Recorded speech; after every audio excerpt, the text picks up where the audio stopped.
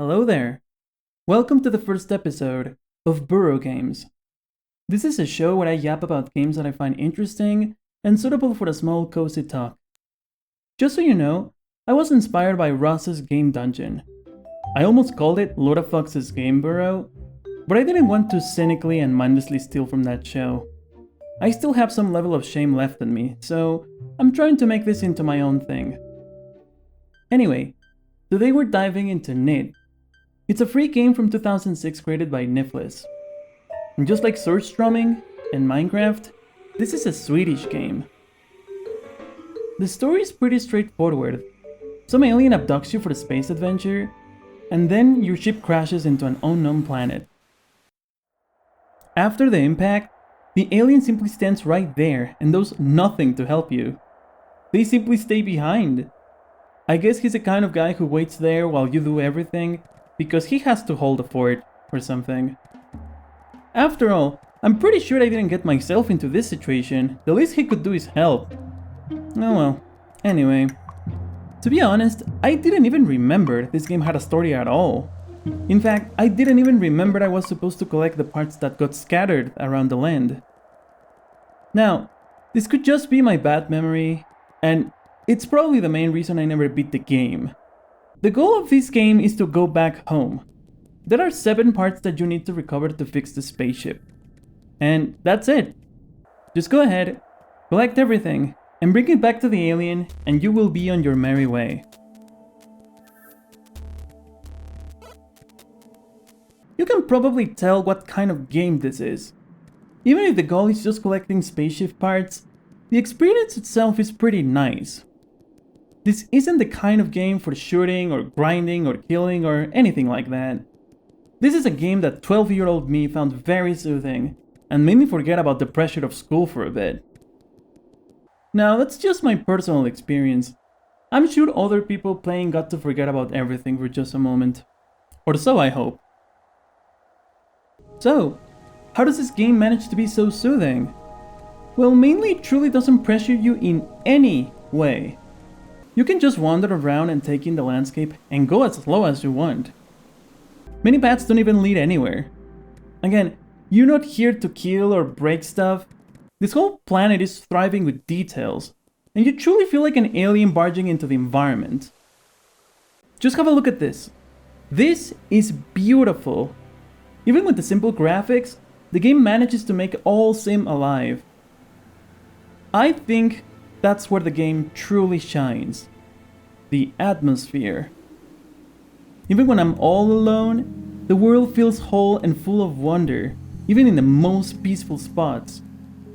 I'm not sure I can explain it perfectly, but it's a bit different from being alone in other games. Take for example Garry's Mod. In Garry's Mod, it feels a little, I don't know, sterile. This is probably making a lot of people mad, because I know that it does have an appeal to have like a liminal space or something, but I'm not trying to say that that's bad. I'm trying to say that this is different.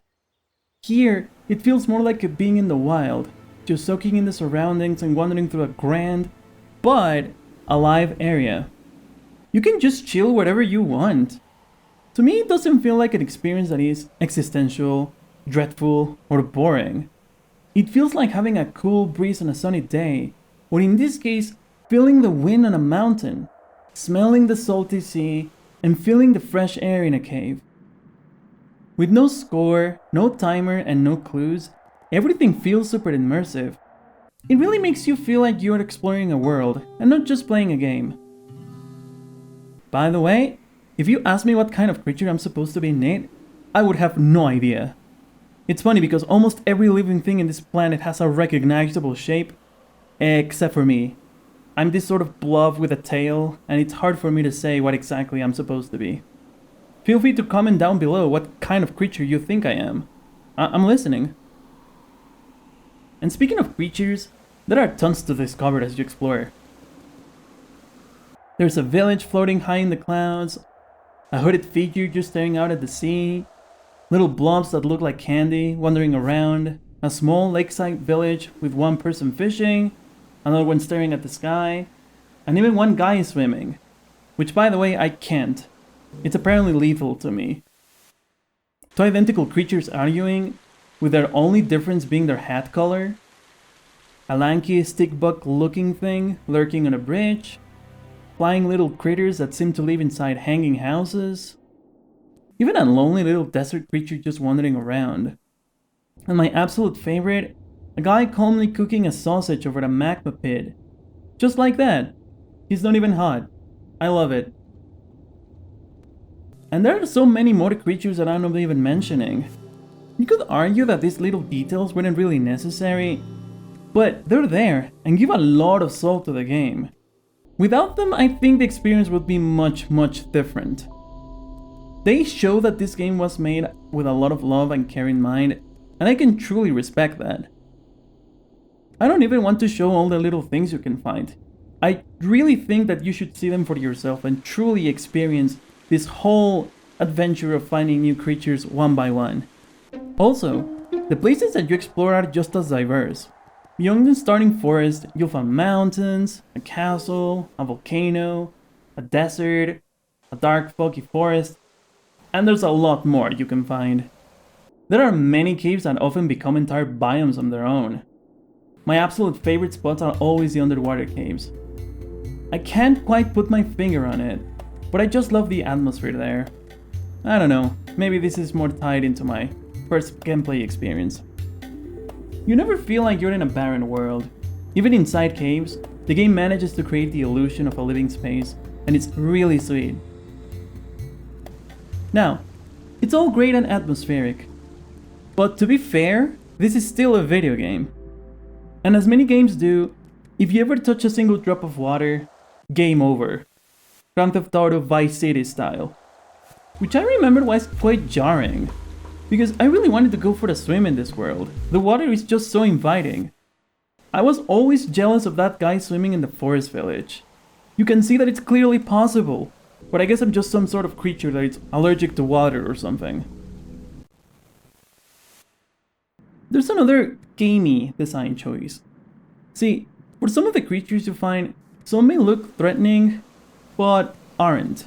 Like for example this little dinosaur guy. Or this other creature. Would you have guessed that they are actually completely harmless?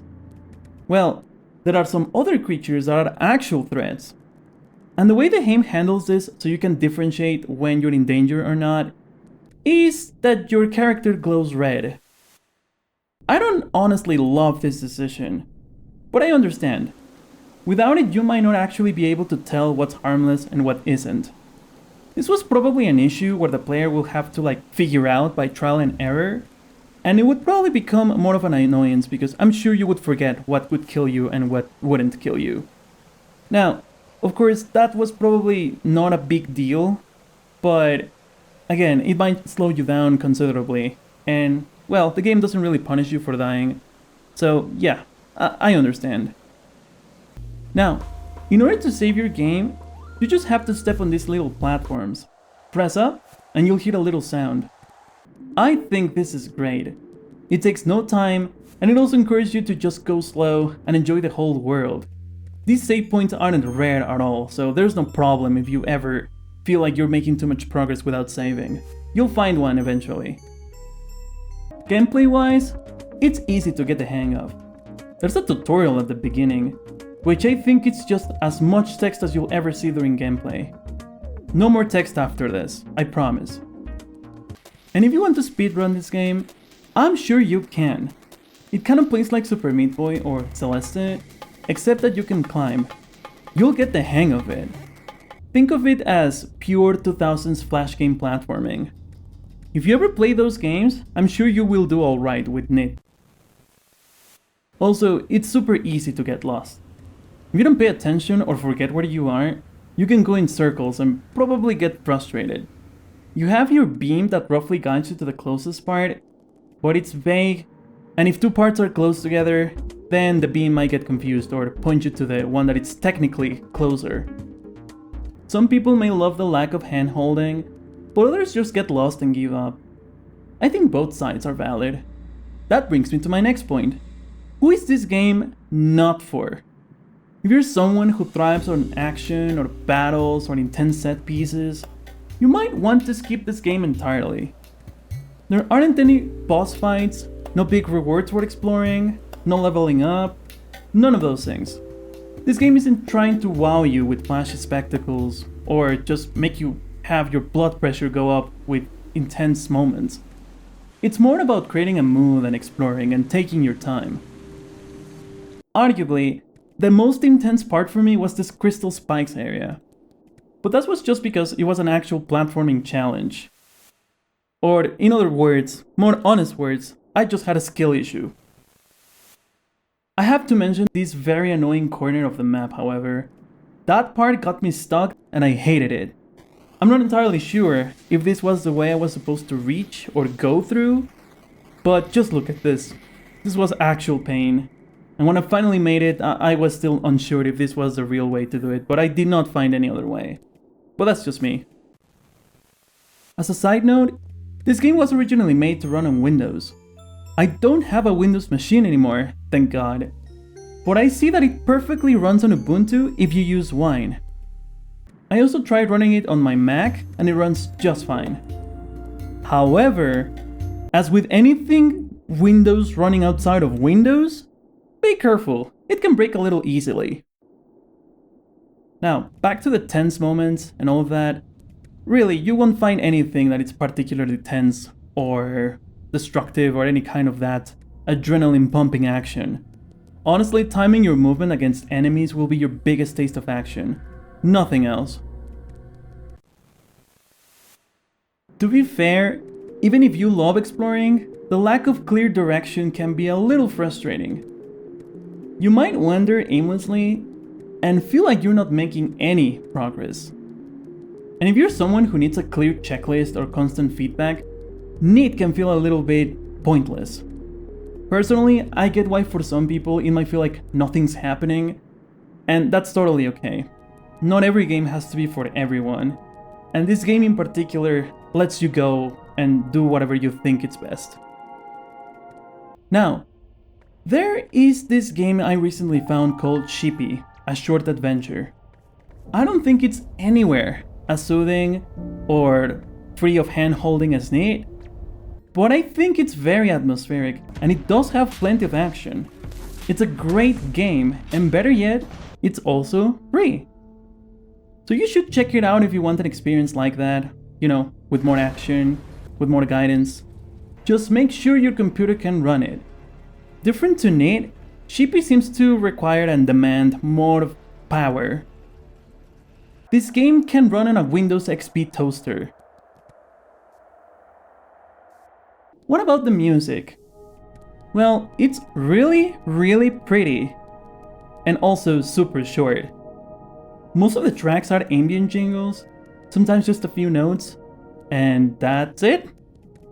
The game isn't shy about silence. I kind of respect that. For me, the silence was part of the charm. It's refreshing to get some silence after a tense day, like a long day of school, or work, or you know, just dealing with life, whatever. It's really sweet, but you'll mostly hear the ambient noise, which I think is just appropriate. Very few games allow themselves to have minimal music. Whenever you actually get to hear any of the music or jingles, it's actually quite impactful. And I'm pretty sure that's only because they use it very wisely. That pretty much sums up the entire game experience, but again, and I insist, I think it's a very different thing to talk about this game than to play this game. I might be overplaying it, but trust me when I say that this game is more of a little experience than just entertainment. It really feels like visiting a little world for a while. Anyway, you collect all the parts, head back to the crash ship, and a cutscene plays. And as you can see, that's it! You get to fly back home, and your alien buddy rides his UFO away. Game over. You then get thrown back into the main menu. I mean, you can look at the credits if you feel like that's anticlimactic. Shout out to everyone who contributed to this game. Thank you so much, this is a beautiful game. Now, was this a bad ending? It's hard for me to say. I might be very biased actually. I don't think this game's greatest strength is the narrative, and even if you came here for the story, it didn't really begin with such a strong argument or characters, did it? When I was first playing this, I was entirely there for the atmosphere, the exploration, and I actually forgot why I was even there in the first place. It was very bizarre when I tried to do something else, and I forgot entirely about the spaceship parts. This almost makes me wonder why there are even 3 save slots in the first place. It's not like there are different story progressions or branching events or anything like that. I guess the developer added them in case you were sharing a computer, which to be fair, it was very common in 2006. I can't say for sure though, maybe it's just a quality of life edition. And well, there you have it. This was Knytt. A quiet little gem that you can still play today if you want to. Unfortunately, I wasn't able to find the original download link or website where you're supposed to get it from. I remember I got this from somewhere else. But this game is on the Internet Archive, and you can totally get it from there. Link is in the description. I'm very glad it's preserved, because otherwise I wouldn't have been able to revisit it and simply enjoy this whole thing one more time. I think this is one of the games that deserves to be out there for anyone. If you really want this small adventure and have some time to kill, or you just want to relax in some fictional 2D world because your computer is a potato, or you really like this aesthetic, I recommend this experience a lot. Seriously, I can't recommend it enough. Well, thank you for joining me. The next episode will be something a little different. Still atmospheric, but darker. Stay tuned. Thanks for watching and take care. Adios.